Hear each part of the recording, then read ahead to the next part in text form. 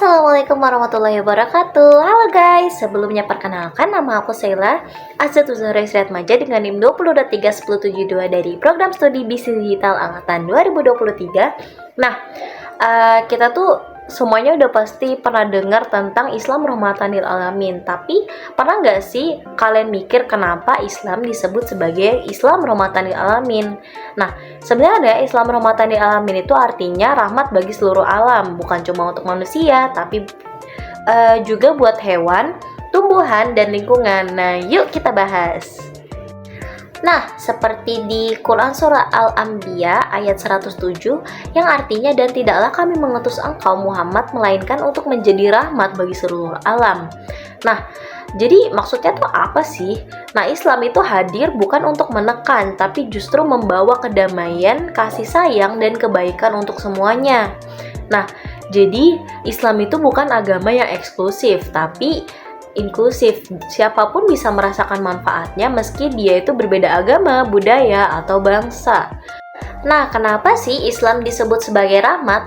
Yang pertama, itu menjaga hablum minallah, hablum minannas, dan hablum minal alam, yang artinya kita harus menjaga hubungan dengan Allah, hubungan dengan sesama manusia, dan hubungan dengan lingkungan. Nah, yang kedua, Islam itu menjunjung keadilan dan toleransi. Nah, Islam itu nggak memaksakan keyakinan, bahkan diajarkan untuk menghormati orang lain.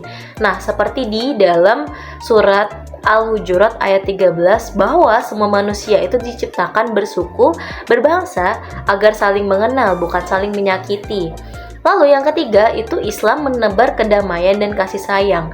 Nabi Muhammad SAW pernah berkata, orang beriman itu tidak menyakiti orang lain lewat lisan dan tangannya.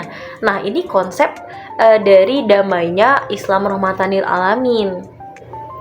Nah, sekarang kita hidup di era revolusi 4.0 yang dimana teknologi itu makin canggih, tapi tantangannya juga makin nyata. Hoax, seperti hoax, ujaran kebencian, radikalisme, semuanya bisa menyebar lewat internet. Makanya kita sebagai generasi muda harus paham bahwa jadi muslim itu bukan soal ibadah, tapi juga soal akhlak di dunia nyata dan digital. Jadi penyebar kebaikan bukan kebencian. Jadi solusi bagi sumber masalah, bukan membuat masalah.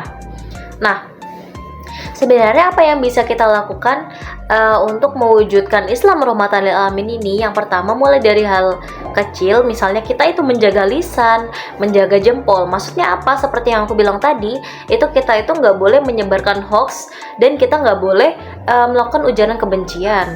Nah, terus yang kedua, kita menghormati perbedaan, dan kita jangan langsung ngejudge. Terus kita aktif membantu sesama, kayak kita itu nyebarin info yang bermanfaat. Itu pun sebenarnya kita udah menjadi rahmat bagi orang lain.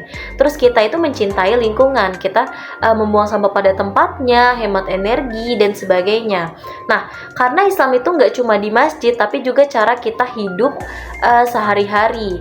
Jadi guys, Islam rahmatan lil alamin itu bukan sekedar slogan, tapi misi hidup kita semua. Yuk, kita buktikan bahwa Islam itu indah, ramah, dan penuh kasih. Sampai jumpa di video selanjutnya. Tetap semangat generasi muda, cerdas, peduli, dan rahmat untuk sekelilingnya. Wassalamualaikum warahmatullahi wabarakatuh.